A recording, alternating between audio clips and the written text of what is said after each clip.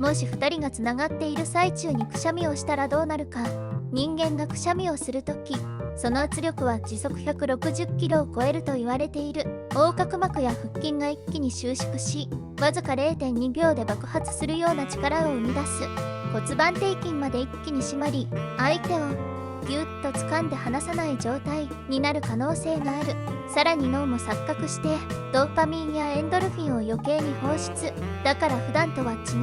不思議な強烈さを感じることがあるんだ。結論を一言でまとめるなら、入れたままくしゃみをすると脳も体も混乱し、想像もしていなかった珍体験になる可能性がある。